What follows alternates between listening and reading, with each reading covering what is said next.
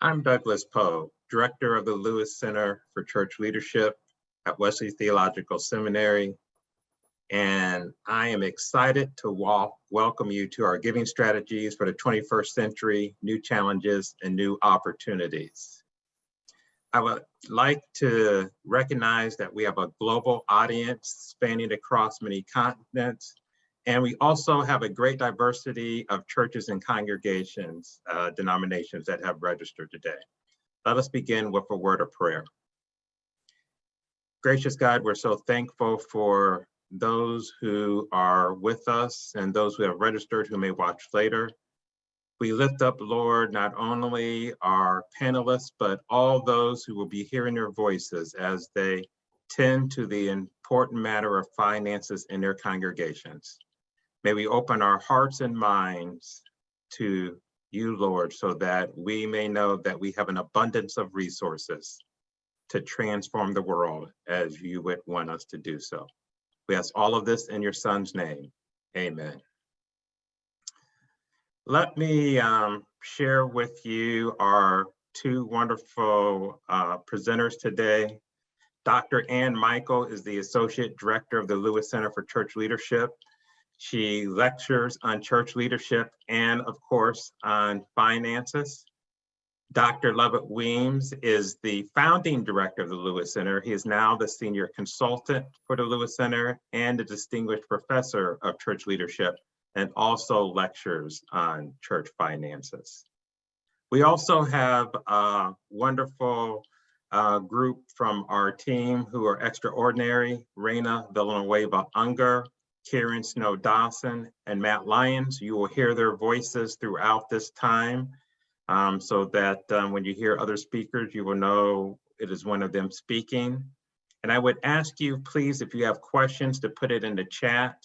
We will then be pulling from those questions, and Dr. Weems and Dr. Michel will be answering as many as they possibly can near the end of our time together. We look forward to you participating in other webinars, and I will now turn it over to Dr. Weems and Dr. Michel. Thank you very much. Ann and I are so happy to be with you and so honored that you are taking time to look together with us at an important topic. Our book, Generosity, Stewardship, and Abundance, seeks to cover the issues of stewardship and finance, really from beginning to end. So it's a resource that you can use as needed over time, perhaps something that you can share a part of with a layperson or with your pastor, and then say, let's talk about that. But it's also something that you can get some immediate ideas that can be implemented. And with the impact of the pandemic, today we're going to be looking at those dimensions of stewardship and finance that really are changing a bit and may need to change as we move out of the pandemic. We begin first by looking at 5 challenges, and Ann will begin with the first one. Yeah, so I think top of mind for all of us when we're thinking about current giving challenges is, of course, the impact of the pandemic. The Hartford Institute recently released some of the first available data on COVID's impact on congregations, and they found that about 30% of congregations feel that their financial viability is at risk. I want to put a little bit of parentheses around that, though, because I think that it's likely that many of those churches were financially at risk even before the pandemic. One thing we know is that the pandemic has not had the same impact on all individuals or all communities or all congregations. And one of the really interesting findings of the Hartford Institute's survey was, this is in 2021, that 3 in 10 churches reported declining giving, but actually 4 in 10 saw increases in giving. And I think that's really a hopeful finding for us to keep in mind, that it is possible to continue to inspire generosity even in the face of the pandemic. But I think the pandemic has certainly revealed for us how dependent churches are on what I call place-based generosity strategies. Our whole paradigm of generosity really assumes that people will be in the pews on Sunday morning. That's not only when they offer up their gifts, it's also when we ask them to give and when we teach them about the importance of giving. And so I want to put a pin in this challenge of place-based giving. Because while the pandemic has certainly drawn our attention to it, I think it was actually a problem long before the pandemic. We have for some decades now been in a time when fewer and fewer people attend church on Sunday morning, and even our stalwarts may only be there a couple of Sundays a month. And if our whole giving system focuses on Sunday mornings, we're essentially fishing in a smaller and smaller pond, and that was true long before the pandemic. So I think that the pandemic's greatest threat isn't just the short-term interruption in giving patterns, but also the long-term changes in attendance patterns that seem to be emerging as we move through this pandemic era. And I think this reality really challenges us to extend our generosity efforts beyond Sunday morning and beyond the walls of our sanctuaries. Lovett?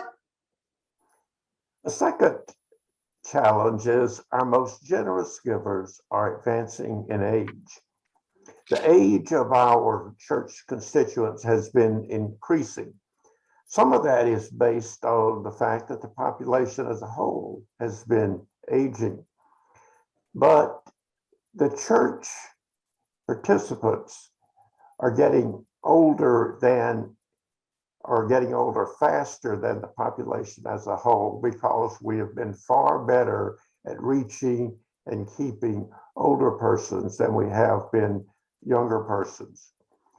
Now, in churches, we often think of finances 1 year at a time, but here's a place where leadership needs to look beyond 1 year. One way to do that is to track each year what percentage of your giving comes from people age 70 and above. It's the trend that's important, and it may represent something of a vulnerability and something you want to be working on now instead of waiting until it's too late. And then a third challenge is generational attitudes. The builder generation had a high trust in institutions, and they believed that they would give their money to trusted institutions, and those institutions would make good decisions about how it was used. But attitudes have changed. People today are more skeptical, and they expect more from places that seek money from them, more transparency, more accountability, more communication. So we see this in some changes, such as many report that they have persons who are participating in their churches but don't join. At the same time, there are people who give regularly but do not pledge. So we've noticed that since the most recent recession, that the percentage of people making pledges, even in churches with a strong pledging tradition, has decreased. It doesn't mean that people aren't giving, but there's more reluctance to pledge. So if you're putting all your focus on pledging, you at least need to realize that the most important thing is the giving, and to be sensitive that people are in different places today about how they think of membership, how they think of pledging, and other commitments. And Yeah, so our fourth challenge is that fewer and fewer people today understand the biblical and theological basis of generosity. As someone who's worked in stewardship ministry for a very long time, I've often thought about how great it would be if people just walked into our churches and said, wow, I'm so glad I'm here. Where do I sign up to give my 10%? I think in some previous generations, there probably were people of that mindset, people who had grown up in the church and who'd had giving and tithing modeled from them for a very early age, often within their own families. But we find today that fewer and fewer people, even people within our churches, have really been taught the normative expectations of the faith with regard to giving. And their attitudes, our attitudes, are more likely to be shaped by secular culture than by what the Bible teaches. So we can't really take it for granted anymore that people understand why they should give or how they should give or how much they should give. And this means we have to work a lot harder to form them in faith when it comes to matters of giving and generosity.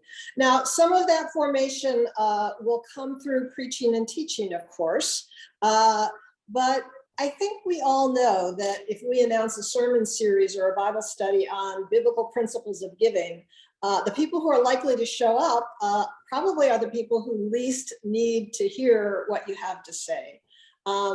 And so I have come to believe that generosity is more often caught than taught. I have come to see that we need to be shaping people's attitudes about giving by reshaping our congregational culture so that generosity is suffused within our cultures, and also helping people to learn by doing. I think that's a big way that people learn generosity. And so that's one of our challenges as well. Raina? So the final challenge we want to name today is that there are a significant percentage of people involved in our churches who don't give at all. Comprehensive research examining giving patterns among all American Christians has found that there's a small percentage, a very small percentage of givers who give very generously, and their giving accounts for 60%, the lion's share of all the dollars contributed to churches. And then there is a larger group of people who give, but don't give very generously. And then there's a third group, 1 in 5 churchgoers who give literally nothing to church or other charities. Now, if you're not familiar with these statistics, they may seem quite shocking to you, but it's highly likely that the same pattern exists within your own church. Congregations that study their giving patterns typically discover that upwards to 20 or 30% of their members and participants are non-contributors. I know that it's true in my church, and I would imagine that it's true in most of your churches as well. And we all know why this is problematic in its own right, but I think it also points to an underlying problem in how we're asking people to give. Because people give before they pledge or tithe. And if we're constantly just talking about pledging and tithing, our messages are probably just missing people who don't give at all.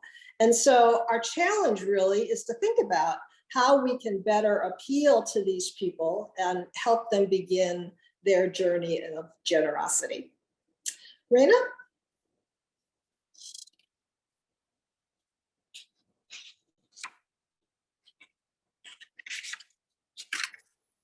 The first of our opportunities that we're looking at today is that congregations need to expand ways of giving.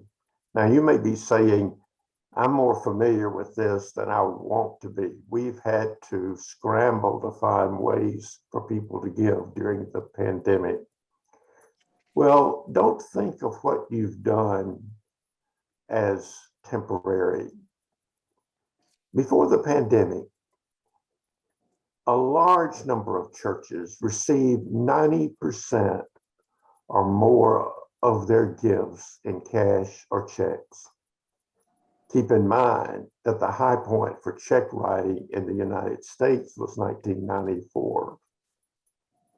So imagine moving forward that you have a brochure, or imagine it's a page on your website, And the title of it is Ways You Can Give to God's Work Through Our Church.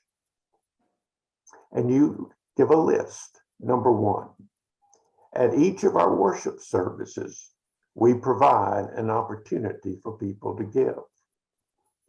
Number two, you may mail a gift to the church at this address. Number three, that's when you want to see how many other options are you able to give that are fitting, whether it's automatic withholding or online giving from your website or text-based giving or using a QR code. There are many ways that you can give, and we lay these out in detail in our book. The reason we have to be more sensitive to this, as Ann has pointed out, since 2002, the average worship attendance each week has been going down consistently every year. There is no indication that it's because of some mass exodus of church members. Rather, there seems to be a kind of redefinition of regular attendance, where people might have thought of themselves as regular attenders because they went 3 or 4 times a month. Now that may be 1 or 2 times a month.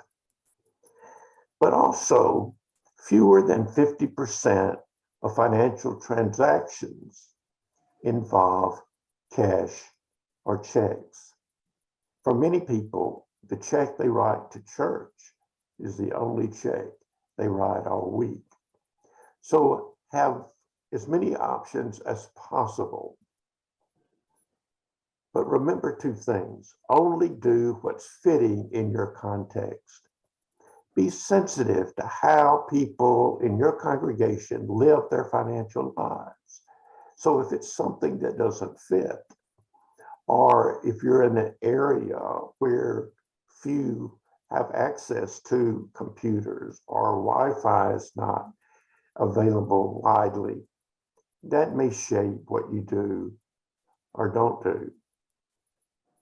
The other thing to keep in mind is the only purpose for developing these multiple ways people can give is the mission of your church. It's not because of technology. It's because we believe that this can enhance the fulfillment of our mission. So you begin not with the new method, you begin not with the technology, you begin not with other people are doing it.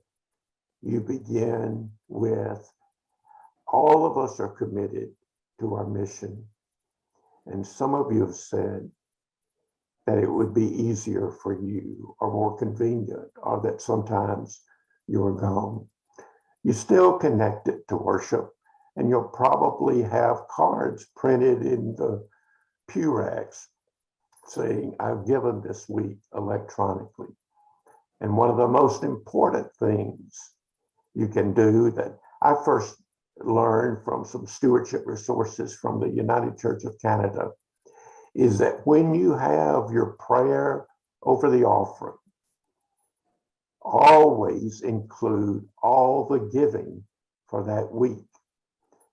Giving in the offering plates, gifts that have come by mail, gifts that have come electronically. We wrap our arms around all these things and give thanks to God. And all right, so I want to speak now to the practice of pledging, and our headline here is don't abandon your pledge campaign, but don't either rely on it exclusively. Now, I want to acknowledge that not all churches use a pledge system, of course, but it is still relatively standard among mainline churches. About 70% of mainline churches use a pledge system. And there's a lot of good reasons to encourage pledging. It is really an important practice in encouraging people to be more faithful in their giving. In the early months of the pandemic, there were congregations asking if they should cancel their pledge campaigns. And I was like, no, don't cancel your pledge campaign. And I think those who did so did it to their own detriment. But even in churches where pledging has long been the norm, the practice does seem to be waning, as Lovett has already said, because newer generations of givers are just less motivated by institutional imperatives. And I think the pledge system in many ways is emblematic of the institutional church.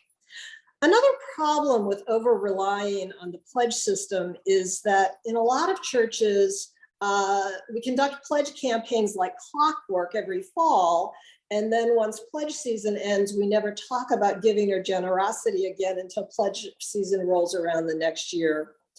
Or another limitation is that we end up talking so much about pledging that it's essentially the only way that we invite people to give. And that ends up ignoring those people who aren't ready or willing to make a pledge. And so I think the churches need to adopt a creative both and approach here. We're not going to abandon our pledge campaigns. We need to expand our vocabulary and learn how to ask people to give in other ways as well. One of the themes of Lovett's in my book is that churches can't abandon the basics, right? We need to continue to improve our time-tested approaches to giving, such as pledge campaigns. But we also need to think beyond the basics as we develop new approaches to generosity. So don't abandon your pledge campaign, but don't rely on it exclusively. Raina?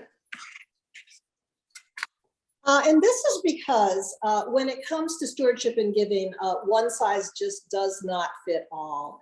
And yet so many churches tend to rely on a blanket approach to their giving appeals. You know, they kind of broadcast out the same message to everyone. Everyone receives the same dear friend letter that invites them to offer up their tithe or their pledge in the coming year. And, you know, this approach is very simple and it's very easy to execute. But it ignores the reality that every church has people who are at various points along their journey of generosity. And approaching these people with the same message really just doesn't make sense. It doesn't make sense pastorally, it doesn't make sense spiritually, and it doesn't make sense developmentally. It is much more effective to tailor different messages to different categories of giving. You know, if you're talking to an 80-year-old who has faithfully supported the church throughout their entire life, that person deserves thanks and appreciation.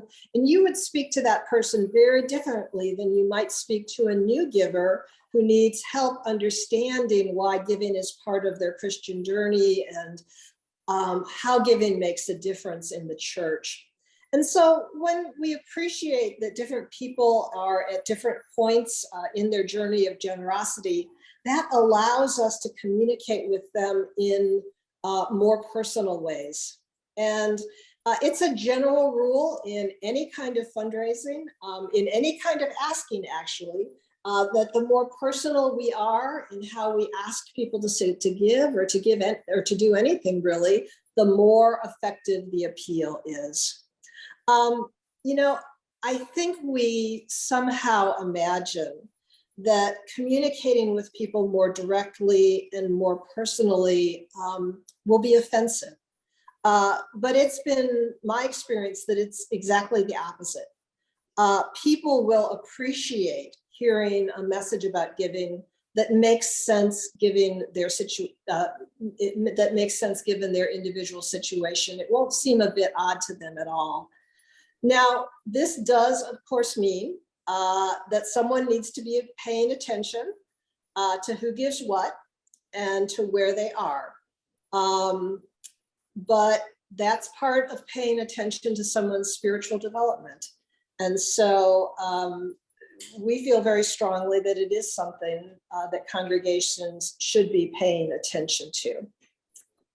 So we are going to pause now for a few questions, and I'm going to call on my colleague, Matt, who's our facilitator, and he has been monitoring the questions in the chat, and so he is going to pose a couple of your questions to us. We actually have some questions along the same line. Do you have suggestions of categories we should be thinking about for these tailored messages to givers? Yes. So I often think in some categories that that relate to the different categories of givers that I explained in terms of the percentages of who's giving what. But you want to think first about those most generous givers, those people on whom your church relies for the vast majority of the money that's contributed. So I think that would be your first category. And your most important message with them is to thank them, but also let them know how important their continued giving is to your church, because in all likelihood, the majority of your increases in giving will continue to come from those people. It's tempting to think they've already done enough and not to ask them for more, but we need to thank them and also ask them to continue. The next category of people I tend to think about is people who are giving, but they need to grow in their giving. And our task there is to help them think about what it means to grow in generosity and what that means in terms of their journey of faith. The next category I would look at is people who give, but if you use a pledge system, you're going to have a group of people that give but don't pledge. I would look at that group of people and think about how the next task for them is to encourage them from moving to being just a giver, an occasional giver, or a random giver, to becoming a pledger. The final category would be those people who don't give at all. And I'm going to be talking a little bit later about how we can address those. Sometimes I also will separate out new members because a new member, may not have any experience with this at all. And the kind of message that we would want to send to a new member might be different than all of the others that I've just mentioned. So those are generally the categories I think about if I'm tailoring messages. We have another question. We always try to encourage pledging because it enables the board to plan programs and develop a budget and a spending plan. I understand we should not discount those who give but do not pledge, but it's hard to plan on that basis. What do we do? Yeah, Lovett, you go ahead. Yes. Here's the way that I've found to work with that. For example, you look back over the last 3 years, and if you do a fall campaign for the next year's budget, you look at how much was pledged, and then for the subsequent year for which you have actual figures, how much was given. So this is how much people pledged in the fall of 2019 for 2020. And this is how much that was given in 2020 by everyone. This has nothing to do with whether pledges were paid or not. It's just looking at what was the pledge amount and what was the total giving for that year. And for instance, that may be 90% in one church. It may be 80% or 60% at another church. It may be 98% in another. But what you want to do is to do that, go back and do that for 3 or 4 years so you can see what your pattern is. And then when you do your projections, you can use that percentage. So let's say if you've got a 90% 3-year average and you have pledges of X amount for the coming year, then you can assume that would be about 90% of what you're raising. So you could add another amount to that. And that way it also both helps you see the percentage of pledging compared to giving, but it helps you see what the the shifting trends are in that without that having to hurt how much you plan in your budget. Yeah, if I could speak to that question as well. I understand why finance committees really want those pledges in order to plan the budget. But, I think that's probably not the strongest basis on which to ask most people to pledge. The argument that we need your pledge so that we can plan our budget is really an appeal to sort of institutional imperatives. That's not necessarily, I think, the most motivating thing for some people who's new to the church. And so when I think about presenting the reasons why someone might want to pledge, I try to avoid talking about the church's budget or the church's planning needs. And I try to focus on how pledging is beneficial to the individual in terms of helping them institutionalize the spiritual practice of giving, helping them grow in generosity. A pledge really is a promise between yourself and God that helps us be more accountable and in our giving and in our generosity. And so I think, while pledges are important to a church's budget, I don't think that's the language that we need to be talking to newer givers about pledges with. Well, thank you, Dr. Weems and Dr. Michel. We have a lot of great questions coming in, but we'll move on now and hold them till the end. We return to our opportunities, and we're at the fourth opportunity. Don't neglect the most generous givers. Pastor Nelson Searcy says that you ought to always pay attention to the top 10% of every category in your church. For example, if you were wanting your church to have a stronger prayer life in the coming year than it has now, wouldn't it make sense to pay a lot of attention to those who have a strong prayer life, to learn from them? How did you learn to pray? How has your prayer life changed? What would you say to others who want to grow in their prayer life? Well, so it is with financial stewardship. To look at those that have the spiritual gift of giving and learn from them. How did you start? Was there an example set for you? What would you say to those who are struggling with this aspect of discipleship? And you want to thank them, and you want to stay connected to them.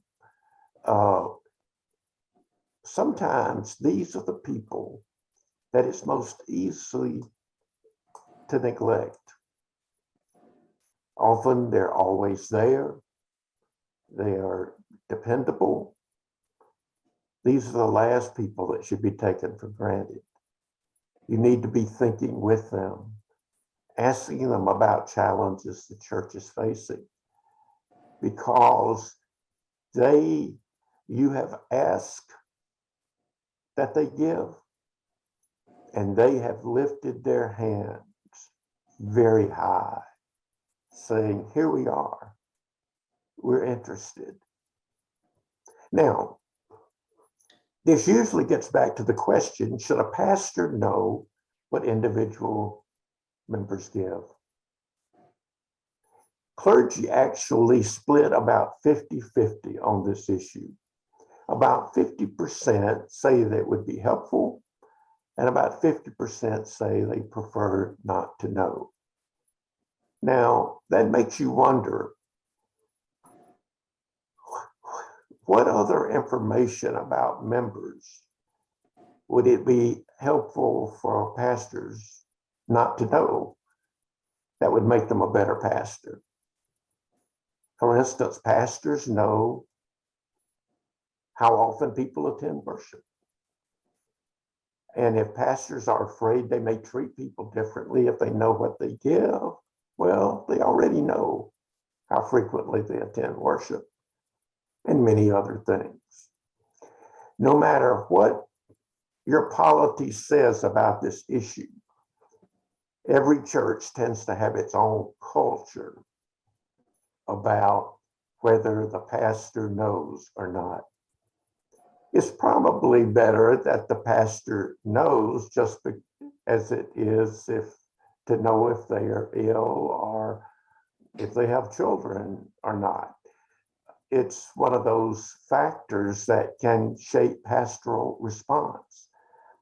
If the culture is so strong against it, then there are ways that you can learn to ask for figures and information that may help you.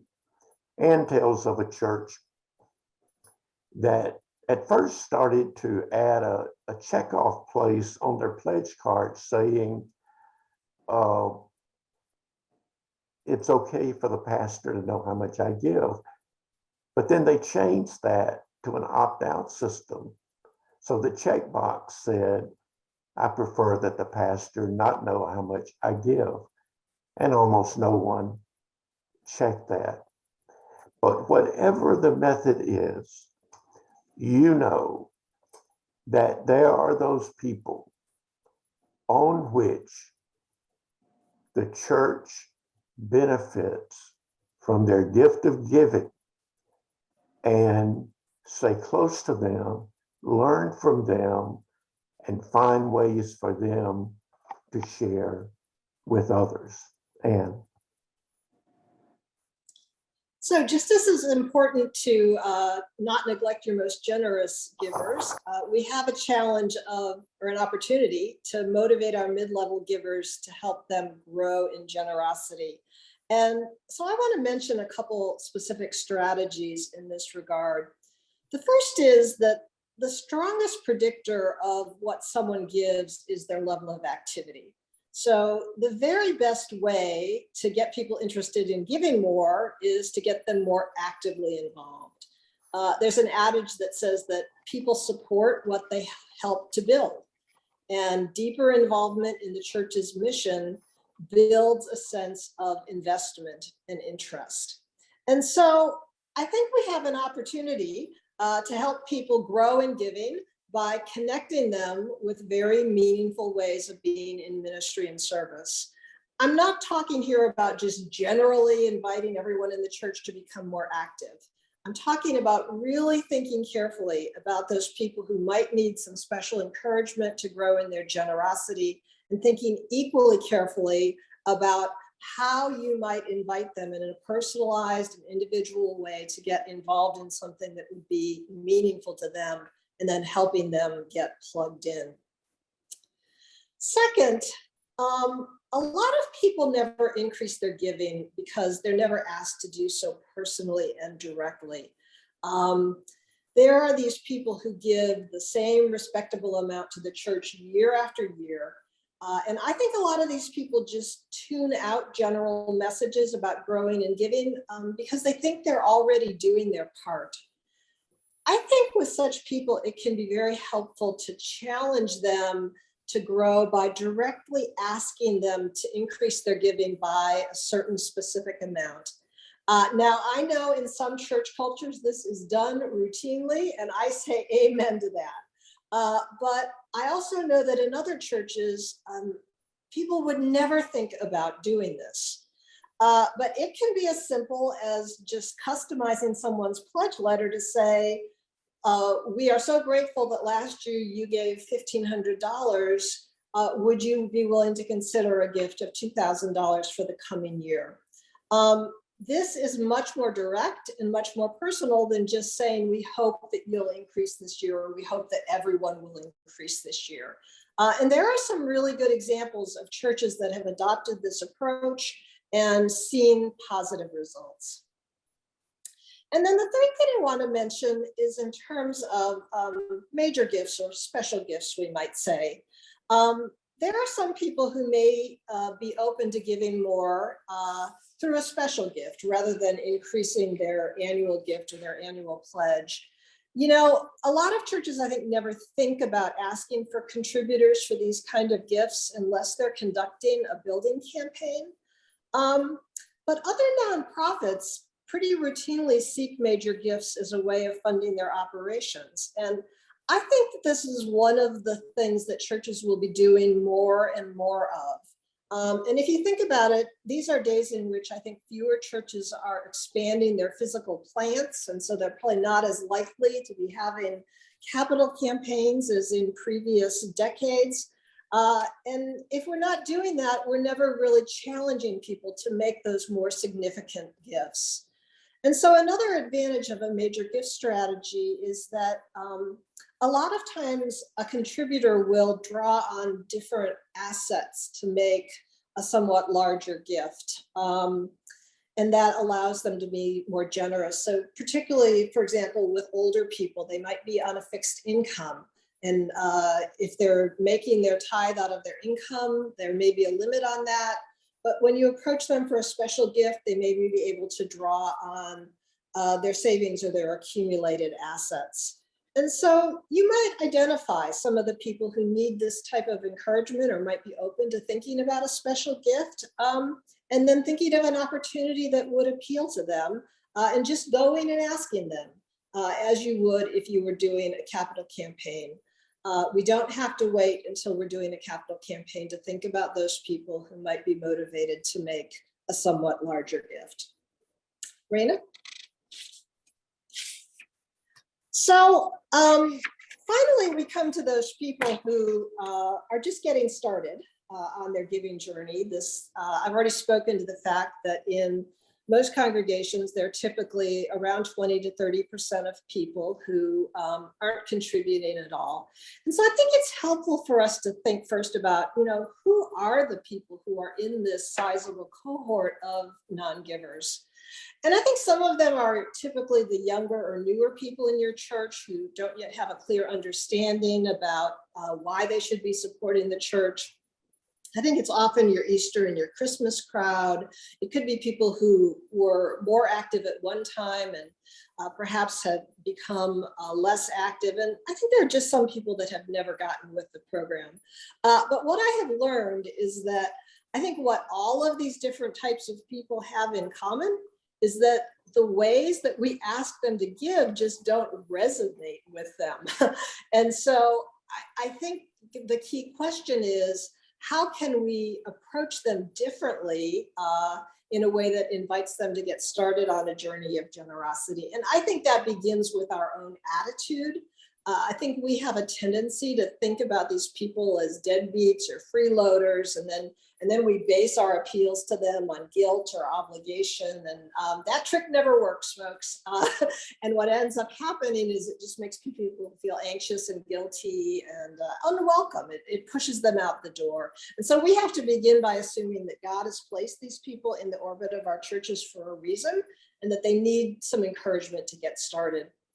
I also sometimes say, let's stop talking about stewardship. Now, I know it seems strange to say stop talking about stewardship at a webinar on stewardship, but I think in so many of our churches, our conversation around money and giving rests so heavily on the vocabulary of stewardship and tithing. And, beyond a small audience of church insiders, I think few people really grasp the deeper meaning of these terms, and they just kind of hear them as euphemisms for fundraising or sort of finger-wagging legalisms. And I have found, at least, that the vocabulary of gratitude and generosity is really a far more inviting way to talk about giving. It's one that's equally biblical and faithful. We don't want to abandon the concepts of stewardship and tithing, but I don't think that that's often the beginning point. And so in the opening chapters of Lovett's in my book, we talk a great deal about this wonderful theology of generosity on which we can base our giving appeals. We also have to answer the why question, right? When we're only talking about tithing, we're focusing on how much people should give, right? Without first telling them why they should give. And so I think churches need to really concentrate on explaining why it's important to give. We can't take it for granted that people understand that. So part of that is the spiritual imperative for giving, But part of it also is explaining why the mission of the church is important and the good work that the church does and why it's important for us to support it. I also think when we're thinking about how we can get non-givers started, that it's important to realize that they're going to make gifts before they make pledges, right? People give before they pledge your time. And so, as I said a while back, if a pledge campaign is the primary vehicle you have for asking people to give, your messages likely aren't connecting with those who aren't ready to give or tithe. And so pledging does serve a very important purpose, but it's not the most likely on-ramp for someone who doesn't give at all. So when conducting a stewardship campaign, what I typically do is, instead of sending pledge cards to people who are non-contributors, I instead send a letter asking for just asking to make a gift, right? But really speaking to them about the important work that the church does and how they can be part of it. And then finally, I think that special giving opportunities can be very important on-ramps for new givers. New givers often are motivated by very specific, tangible needs. We've already talked about the fact that for newer generations, they're not as interested in the church's institutional needs. And they can understand the importance of contributing $50 if it's needed to fuel the church's van for a mission trip, or $100 if it's needed for food for the food pantry. And I think the reason why these kinds of giving opportunities can be so motivating is that they tell a story, right? They educate a potential giver about the church's mission, and it also allows them to begin to experience the joy of giving to something worthwhile. But the trick is this: we all know that the church can't fund itself based just on special giving appeals. And so what we need to be thinking about is how we can use special giving appeals strategically to educate and motivate new givers, while at the same time encouraging them to move into more regular patterns of ongoing gifts. So for example, if someone gives 5 jars of peanut butter to your food pantry, you might then invite them to make a $50 contribution to the food pantry, and then invite them to make a gift to the church and explain how important the food pantry is to the mission of the church. So it becomes a process of drawing people into more giving through this on-ramp that helps them understand how giving connects to the mission. Now, in all of these ways of thinking about how we might get new givers started, I want to be clear that the returns on this work probably are not great, which is why it's so important that we don't neglect those more generous givers who are probably going to continue to provide the lion's share of your revenue. But if all we do is only appeal to the people who already give, that's a trap that the church has been in for a long time. And it's eventually a dead-end street.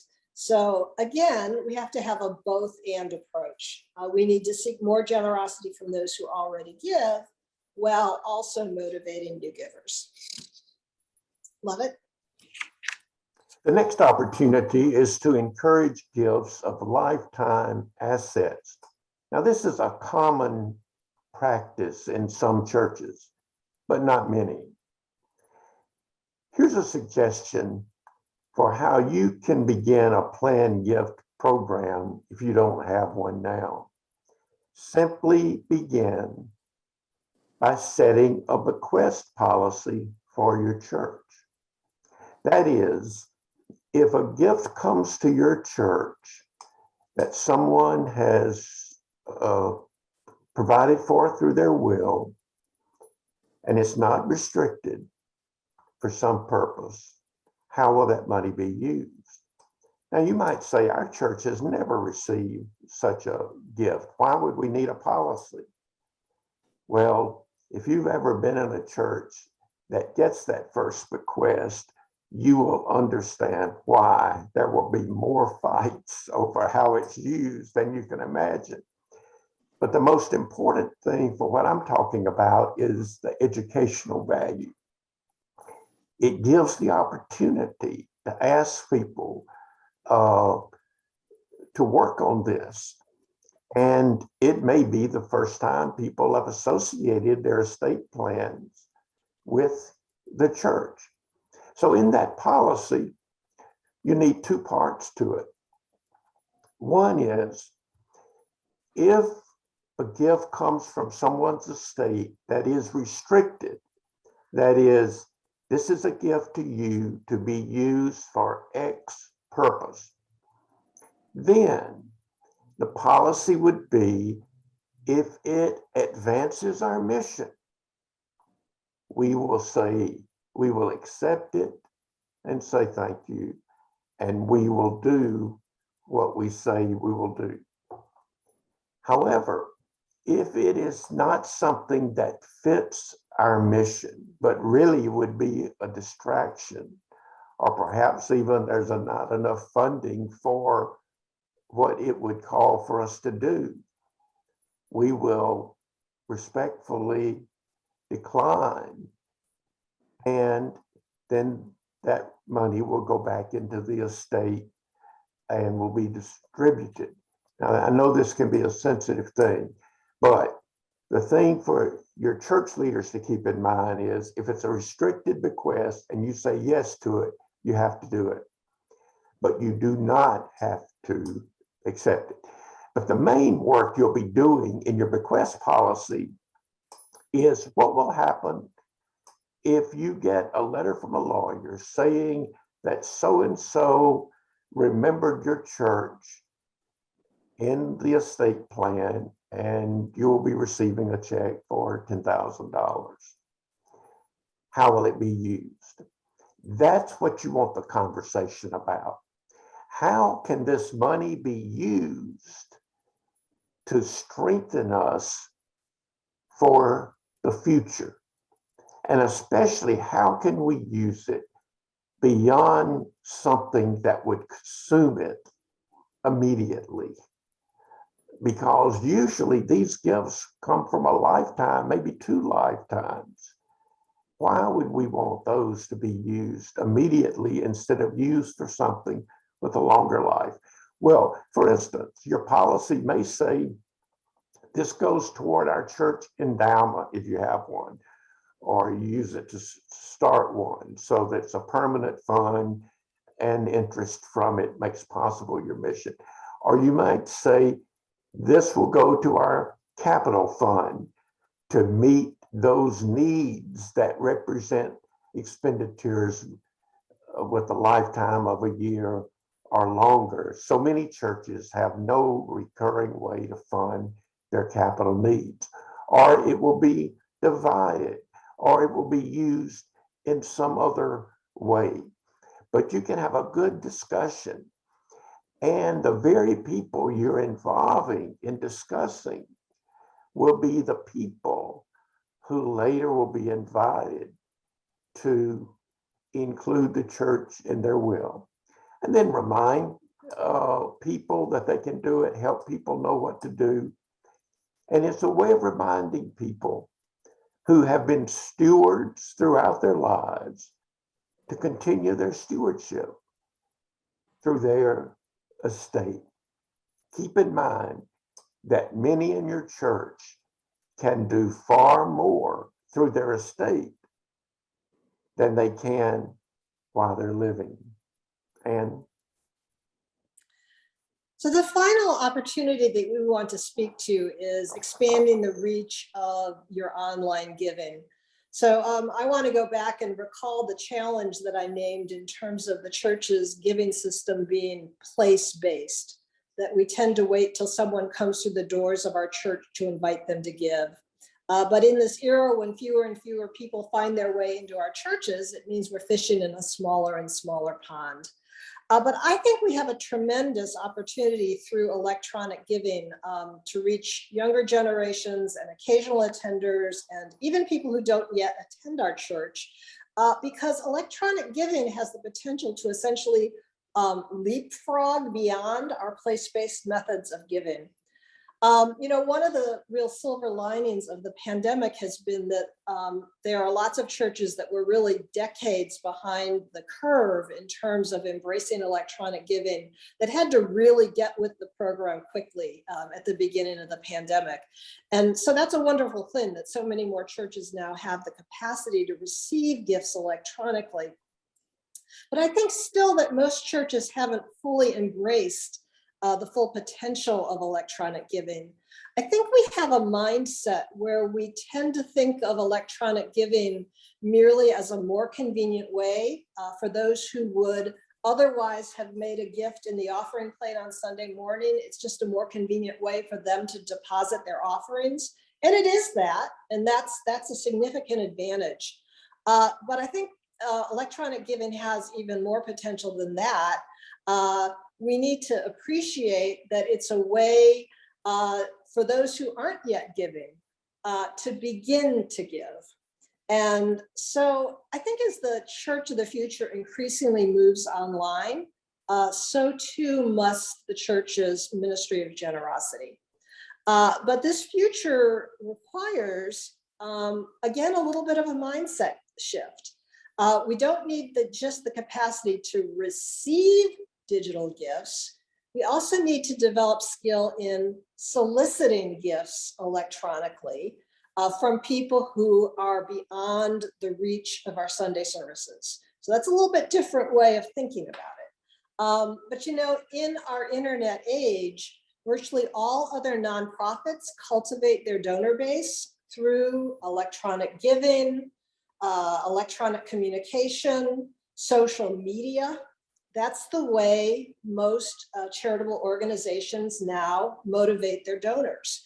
And I think forward-thinking churches are going to be increasingly taking a play from that playbook.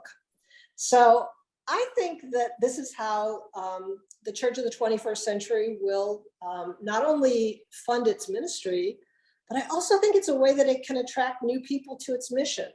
Because if we are providing giving opportunities out in the digital sphere that allow people to become familiar with our work and our mission and our ministry, it's a way of introducing them to our church and explaining to them the work that our church does and helping them participate in the generosity of God.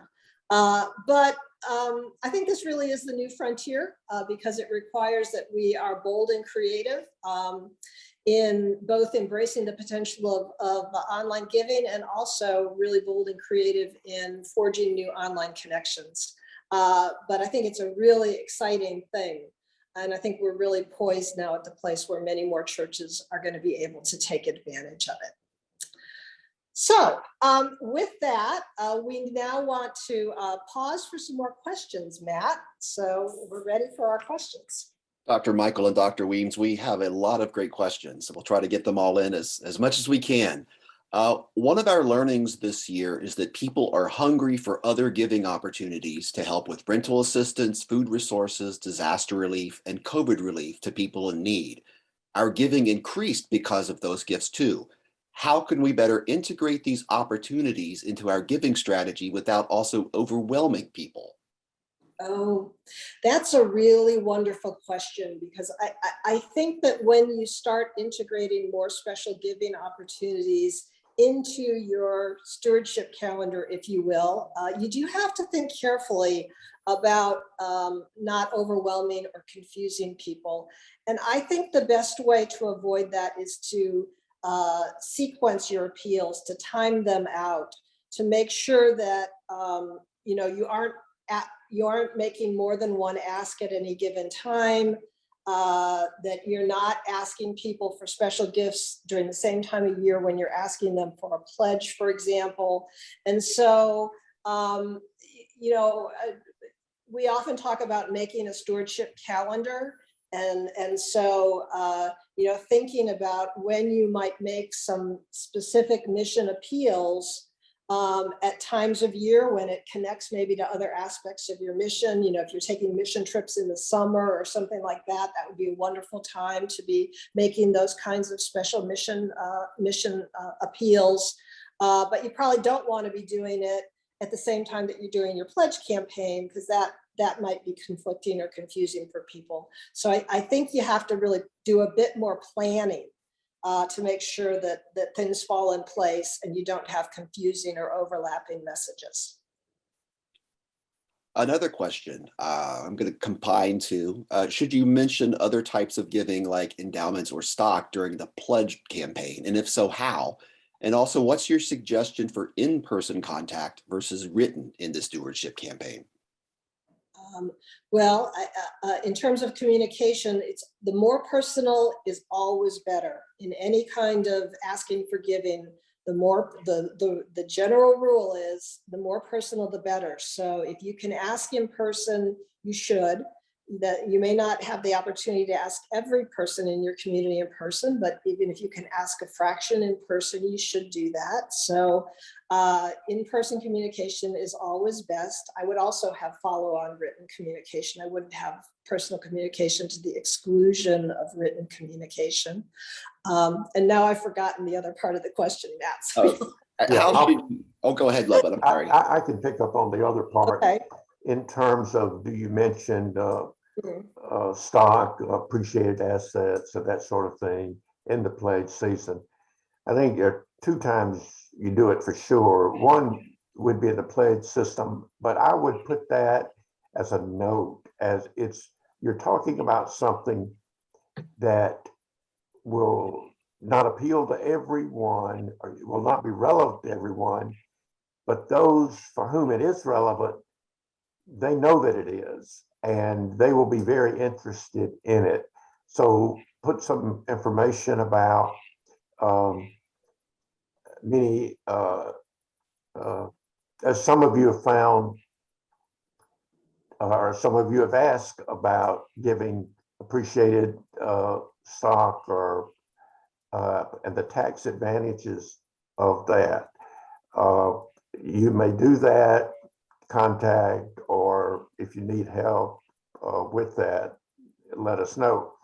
The other time is to find the right ways to do it near the end of the year, as people may be thinking about tax planning. And if you would, if you were considering in your year-end giving any appreciated stocks or other assets, be sure to let us know so we can work with you on accommodating that before the end of the year. What we do in our church is we do, as part of our pledge campaign, we have a little checkbox on the pledge card that says, lets people indicate that they're interested in learning about legacy giving or gifts of stock or whatever. But we don't do major education around that at the time of the pledge campaign. We would do that at a different time of year. And what I'm thinking about is this is separate from any planned giving effort. This would be if somebody is wanting to give for a part of their pledge or for the current operations too. All right, Dr. Weems and Dr. Michel, here is a timely question. How do we appeal for pledge or giving increases based on inflation? Oh. Yeah. Well, let me start, Anne, if you will, on that. See, that can be a slippery slope. It's a reality. And the good thing is everyone knows it's a reality. But once you start down that line, for instance, in a major study of giving, there were some typologies developed. So think of a continuum. On one end of the continuum, they call it the pay the bills church. And on the other end of the continuum is the serve God's vision church. Now, no church is pure on one way or the other, but every church is somewhere along on the continuum. The pay the bills church, the attitude is just tell us what we need and we'll raise the money. So, but the tendency there is to make all the appeal on the basis of the utility bills or the inflation increase this so much. And pretty soon you get away from your real message. So it's possible to acknowledge, but you can acknowledge, but with or without inflation, God has called us to a particular vision in this place. It may be a little harder, but God's calling us to do that. People will recognize it, but you always want to frame it somehow in your mission, because no matter what inflation is, or the insurance policy went up so much on a building, that alone is never sufficient. So you can refer to that, but make sure you make everyone know that the only reason that they're asked to give is for the mission. All right, here is actually combining two statements and questions that show the varied attitudes about whether a pastor should know what a member gives. One person says, I know the top 10% of givers in the congregation, but not the amount they give. I have found this to be beneficial. Another person, though, asks, except for the church, or except for the financial secretary, giving by specific persons has always been a closely guarded secret at our church. How do we change this culture? Yeah. Well, so I think if you are, let me address the first question first. I think if you know who your top 10 givers are, but don't know the amount they give, that's really helpful information. And so, if that's the most information that you can have access to, that's good to know. And I think you can act on that in a constructive way. In terms of if you want to try to change the culture in this regard, I don't think it's something that can be done by fiat or decree or say, okay, we're changing the policy now, all of a sudden the pastor's going to know. For those of us who are United Methodists, the Book of Discipline now calls for a pastor to know, but that's not going to change the situation within your church very much. I think it's much more delicate than that. And I think that, any time that we're trying to bring about a significant change in the culture of the congregation, I think you need to be strategic about how you do it. And you probably want to think about doing it incrementally. And so in a church, that hasn't done this before, you might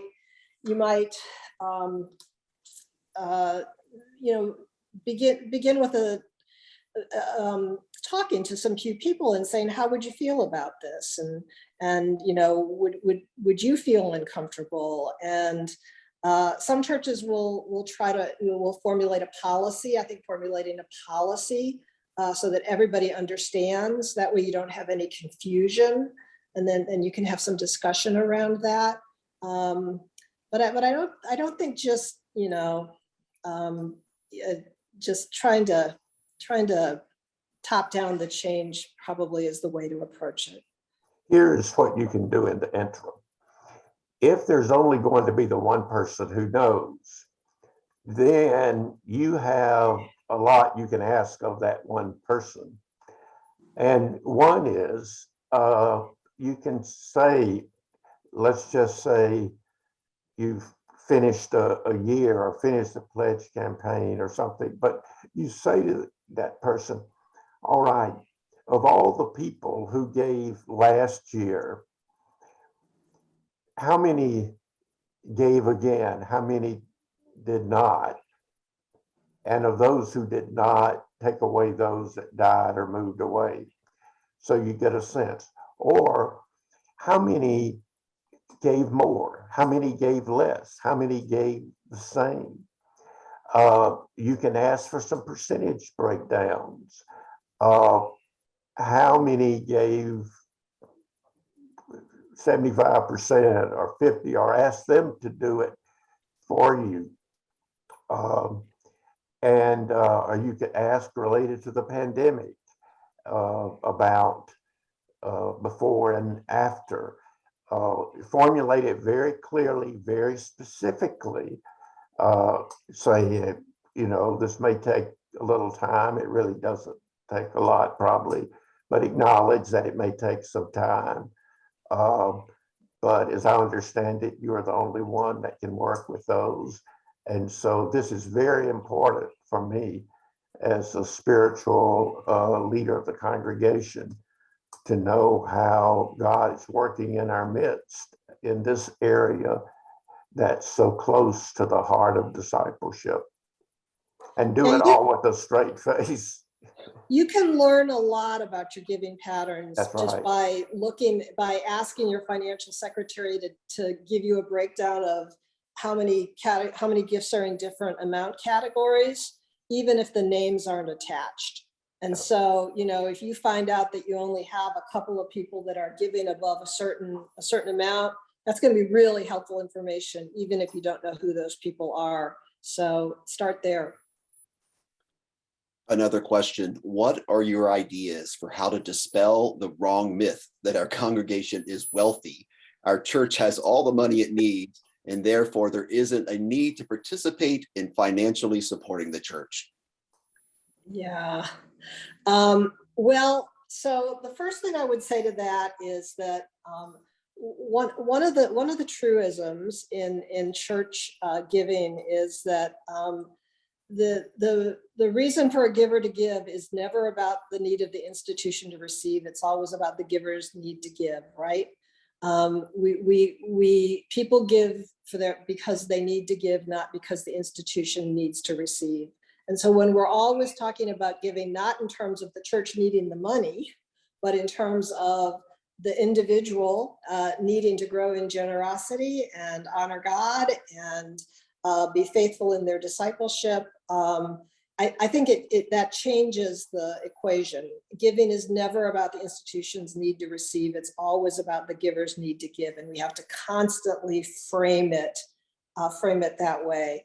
But I think too, there's a role for education here, because even in churches that seem probably to people to have to be well off, they still have very important financial needs, and often I think there's a misimpression for churches, for example, that do have endowments. You need to really carefully educate your congregation about the church's financial realities so that there's not a misimpression, because churches continue to need people's money. And so we have to be clear about explaining the needs. It's not that we don't want people to be aware of the church's needs. People should be aware of them. Okay, so it's not wrong to educate people about the church's financial situation. That's good transparency. But that shouldn't be the sole basis on which we appeal to them to give. A question, is there any place I can find more information about guidelines for legacy giving? Lovett, do you want to speak to that one? Well, most denominations have foundations that work with them. In the United Methodist Church, there's a fantastic system of conference foundations, and they have free literature, and they also have people who can help in developing those programs. Some other denominations handle it differently. They may have an agency for the entire denomination, but there are a lot of things on the website. We have some things at the Lewis Center website, and there is just some searches will give you some good ways to get started on that. Yeah, if I can speak to that as well. There's a part in the chapter in our book about endowments. We share a little bit of information about some simple steps that any church can take to begin to put in place a planned giving program. You know, I've worked in stewardship ministry for a long time, and yet still, I mean, I am not an estate lawyer. And so I always feel a little bit intimidated by the subject of legacy giving. But in fact, I think there are really simple things that any church can do. One is simply to educate people about the need to have a will, right? I mean, something like 50% of Americans don't have a will, and if they die intestate, you know, that's a problem. And so it's good personal stewardship for people to think about what's going to happen to their assets when we die. And it's very simple just to constantly remind people of the importance of having a will in terms of caring for their families and their, you know, everything. So educate people around having a will. And I think another simple thing that a church can do is create some kind of legacy society that is going to, you know, raise the profile of it and maybe provide some encouragement on an annual basis for people to think about it. I also think another simple thing that a church can do is just get a couple people together who can focus on this. Because I think what so often happens in churches is all the energies around raising money for the operating budget year to year, that nobody's paying attention to the need to talk with people about longer term stewardship and legacy giving. But if you give that job to a group of people so that they don't lose track of it, I think that can help. And I just think those simple steps can help create some awareness. And then you can draw on the help of a foundation or another organization that can help with some of the more technical aspects of either starting an endowment or doing planned giving. Here's actually, it's a statement. This person agrees that personal stewardship contacts are better. However, this ability has become greatly diminished in the past couple years, thanks to the pandemic. I know it must be taking place, but I have a hard time imagining asking for substantial gifts over Zoom. What are your thoughts on that? Well, I'd actually be interested to know, maybe if some people want to put in the chat what their experiences have been with that. I have to, I have done some fundraising outside the church where people have been doing development work via Zoom. So I know that it can happen. But you know, what I always say is we want to strive for the most personal type of contact as we can, and that's always a face-to-face meeting. But it's not possible to meet with everybody face-to-face. So, you know, if we can't meet face-to-face, then we think, well, what's the next most personal way that we can engage them? And right now that may be Zoom, even though I know that has limitations. You know, you know, I always say first, face-to-face visit is best. If you can't visit face-to-face, then visiting with people in groups is a form of personal contact. Visiting on Zoom, phone calls, personalized notes. You know, there are lots of personal ways that we can connect with people. So much of our fundraising in the church gets done sort of by mimeograph machine. I'm aging myself, but you know, anything we can do to be more personal than that is a move in the right direction. A comment has just come in about this question. Don't knock it till you try it. We had small group meetings for our capital campaign, and more people came because they didn't have to commute. Yeah, we did our commitment campaign at my church 2 years ago with Zoom meetings. We had a big congregational meeting and then we broke people into smaller group meetings on Zoom, and it actually worked really well, and it was well attended. So it wasn't face-to-face asks, but we did ask them, and we asked them to make their pledges electronically. You know, we gave them a link to make their pledges electronically right away, and it worked. So. Looking at the time, I think this is going to be our last question. What are your thoughts around asking for special giving or offering during specific calendar events like Easter or Pentecost, church anniversary, etc.? I know you spoke to this a little. Could you expand on that? Well, so I think it's often a good idea because, you know, in those kinds of events, you often have people in church who aren't regularly in church, right? So on Christmas and Easter and homecoming or whatever, you might have people coming to church who aren't the people who are there every single Sunday. And I think those might be exactly the people who might be interested in supporting some kind of special gift. And so, there's a movement among churches to use Christmas Eve as a time to demonstrate their commitment to mission by using their Christmas Eve offerings. And that really speaks to what I was talking about earlier, that when we provide giving opportunities that tell a story, it's educating people about the things that the church does. And so I think it can be good. I think you have to make a decision. Sometimes a big special giving opportunity like that will come at the expense of being able to raise money for the church more generally. And so you always have to weigh that. But I think it can be good.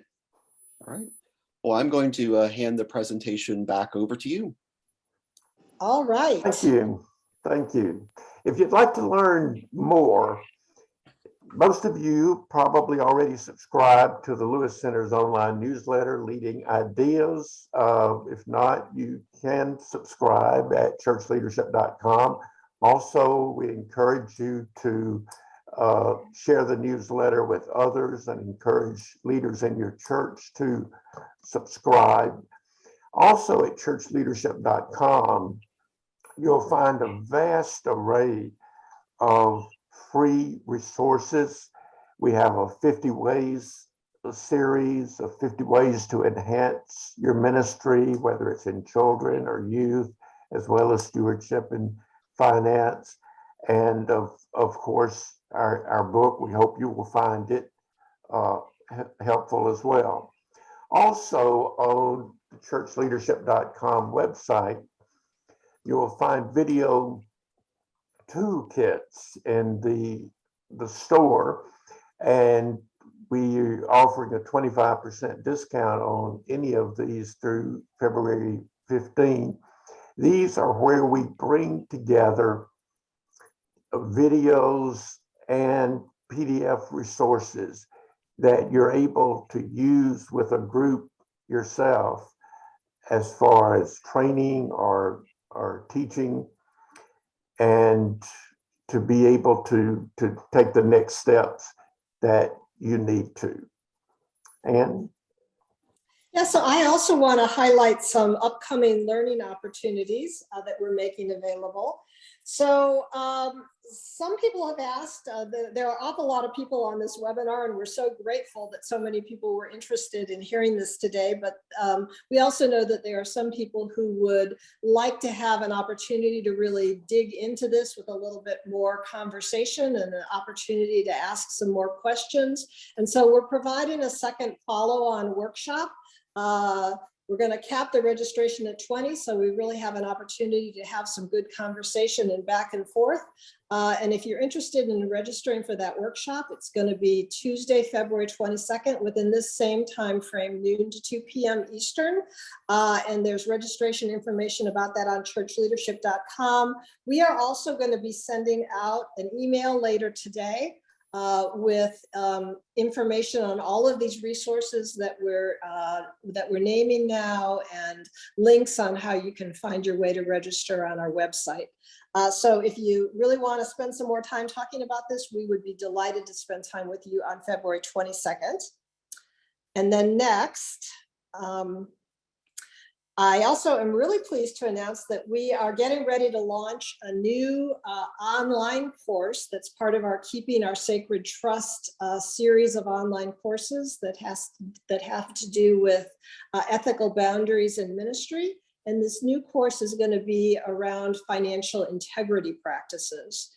So it will be a training module that can be used by clergy or church staff or lay leaders such as treasurers or financial secretaries or finance committee members, really anyone who handles church funds. This is an online class that familiarizes them with some of the best practices for financial integrity and also really the spiritual and moral foundation of financial integrity. It's all online. It can be done on people's own time frame. It carries 0.5 units of CEU. And so we expect to be rolling that out in coming weeks. So keep your eye out for that. And then finally, next slide, please. Oh, yep. So if we can go to the slide about the hybrid evangelism workshop. Actually, Anna will mention that just a moment. Oh, okay.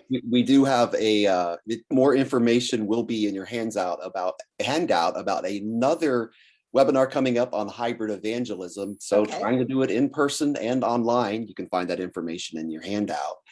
And Dr. Weems and Dr. Michel, thank you so much. We have really enjoyed this, and there were a lot of thank you messages are in the chat right now. We ask that you complete an evaluation form. This helps us make better webinars and workshops. You can click to churchleadership.com/evaluation, or you can click the link that is in the text or in their text chat. Thank you so much for attending today. We know your time is valuable, and we appreciate your sharing some of it with us. Again, after this webinar, I will email you a handout with resources, an outline of the webinar, and the slides. We have recorded this webinar, and after our amazing video team polishes up the video, I will send it to you via email. Again, your feedback helps us build better webinars and workshops. Please complete a brief evaluation at churchleadership.com/evaluation or click the link in the chat box. And from all of us at the Lewis Center for Church Leadership, thank you for attending. We look forward to seeing you again soon.